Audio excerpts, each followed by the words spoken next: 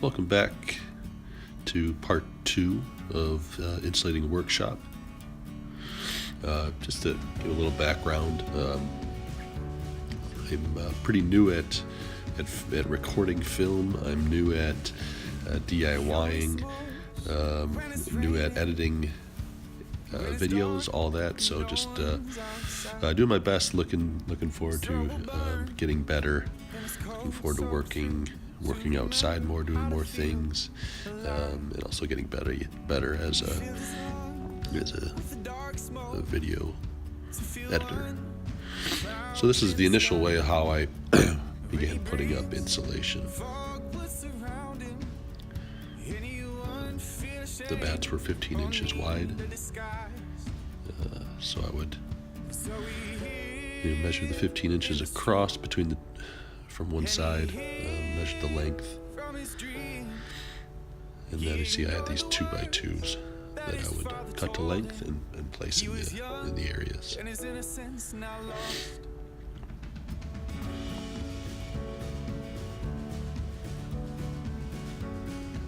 The 2x2s were used for support to tack the insulation against. As you can see, this was a bit of a slow process to start off, measuring from both ends just to make sure it was plumb. Measuring from the bottom just to make sure it was equidistant from both sides. It took a little bit. You can see I attached the 2x2s with L brackets, just simple L brackets. To start, I put two wood screws in each L bracket. And towards the end, I was just putting one on each side. It's more than enough support to keep them up. So again, the process continues. Screwing the bottom L bracket down, screwing the top, and I grab the leveler. I'm sure that's not the correct name, but just to make sure it was plumb, tacked the top. So it was a bit of a slow process, and I thought there had to be a better way to do this. So as you can see, the space I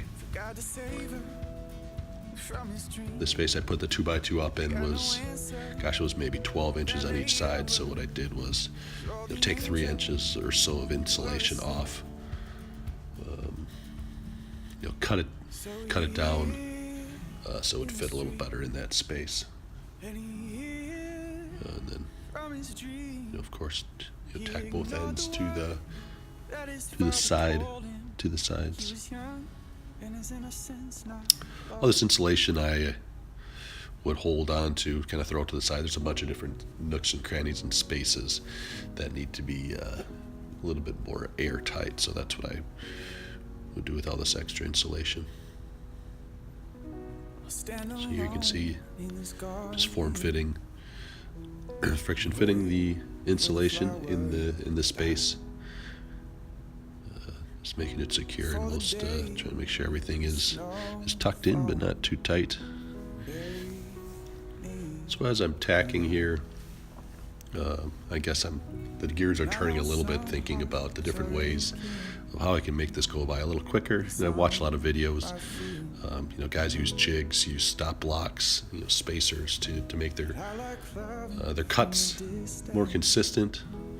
And that's what I thought could work well in this situation, rather than pulling out the ruler dozens of times. So what I came up with was obviously just a piece of scrap wood here. I mean, this isn't rocket science, but it definitely saved me a bunch of time. So again, just a piece of scrap wood here.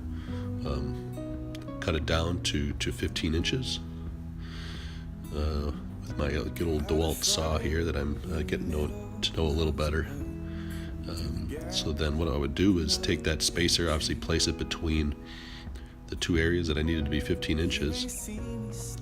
This helped for multiple reasons.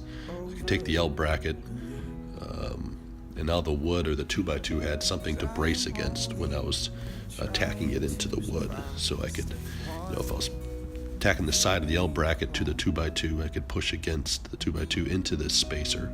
On the bottom, obviously tack the L bracket to the 2x2 in the bottom, and then obviously do the same to the top. And it made things go really quickly. Obviously, I knew that whole space was 15 inches across without having to pull out the measuring taper, multiple times. So definitely saved me a whole bunch of time in the long run. Thank you guys. That was just basically the tacking up insulation in the walls. Part 3 will be coming up. I appreciate you guys taking the time to watch the video, and stay tuned. Part 3 will be coming up soon. You lie down close.